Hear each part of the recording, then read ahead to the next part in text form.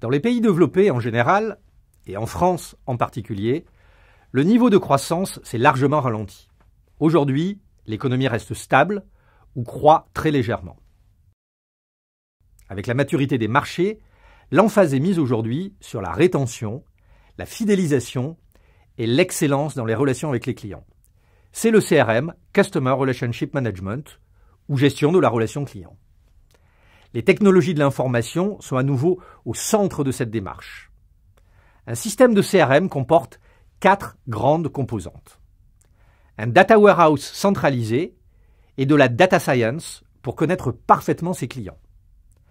Des outils de Salesforce Automation pour optimiser les performances des commerciaux. Le Marketing Automation pour mieux fidéliser grâce à des campagnes de marketing automatiques. Et enfin, le Customer Service Automation pour développer la qualité du service et de la relation après-vente. Passons en revue chacune de ces composantes d'un système de CRM.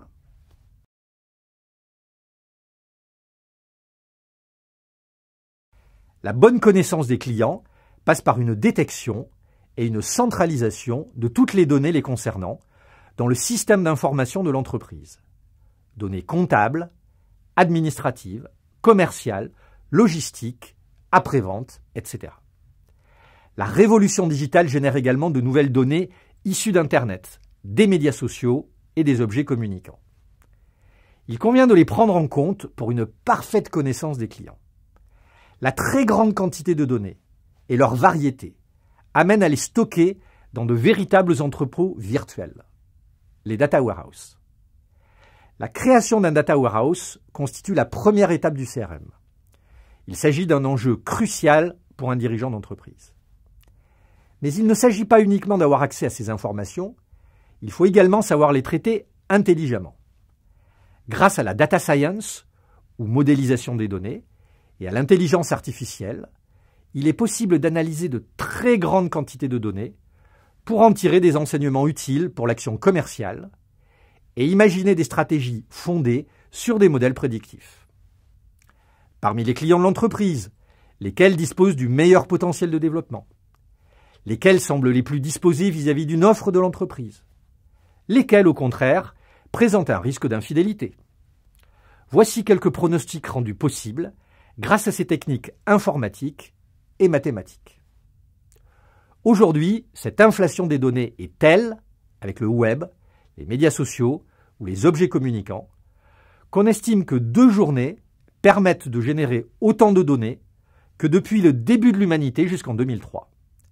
C'est le déluge de données ou phénomène Big Data. L'accès à ces données nouvelles offre de nombreuses opportunités d'améliorer la relation client en prenant en compte en temps réel ses attentes.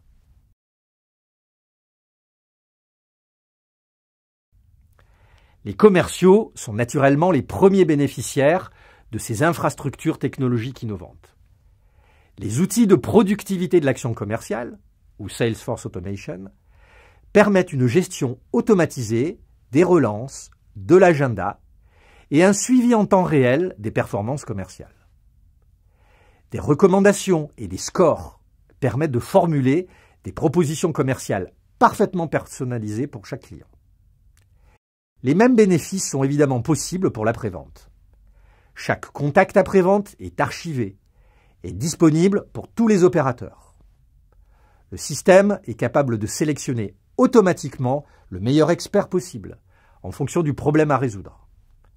La relation est possible par tous les canaux de contact, téléphone, email, chat, téléphone mobile. Le client a accès à tout moment à ces informations dans un espace web privatif.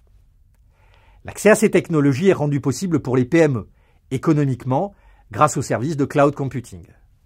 Le coût de stockage des données y est très faible et de nombreuses applications sont proposées dans des modèles freemium et c'est gratuit et utilisation payante à la demande.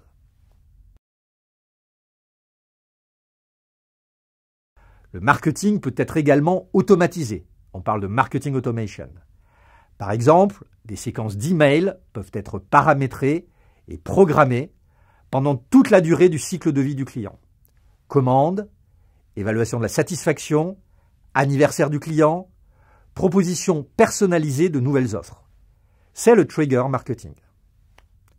De même, le site web peut s'adapter à chaque client en fonction de son historique commercial et de ses comportements en ligne. Amazon est passé maître de ces techniques d'ultra-personnalisation. Des applications de scénarisation et d'automatisation des emails sont ainsi facilement accessibles à de petites entreprises. La relation client est également enrichie par les technologies, dans une logique de gestion multicanale. La variété des points de contact clients, physiques, téléphoniques, web, email, chat, peut être intégrée dans le système d'information et parfois automatisée. Les robots conversationnels ou chatbots prennent ainsi le relais des humains pour des échanges simples, hors des heures d'ouverture des entreprises. Ces technologies sont aujourd'hui économiques et proposées par la plupart des éditeurs de logiciels de CRM pour les PME et les grands fournisseurs de cloud. Il y a une limite toutefois à ces outils. La technologie ne doit pas être vécue comme trop intrusive par le client, qui ne doit pas se sentir surveillé ou estimer que son intimité est violée. La perception d'un risque Big Brother, évoqué par George Orwell, existe bel et bien. Une approche intrusive va détourner le consommateur de l'entreprise. Il faut lui laisser le choix et solliciter son consentement actif et spontané. C'est la logique de l'opt-in, renforcée par le règlement européen RGPD déjà évoqué. Une nouvelle approche commerciale, transparente et fondée sur le consentement donné par le client est nécessaire pour consolider la confiance commerciale. Elle nécessite une construction très progressive de la confiance.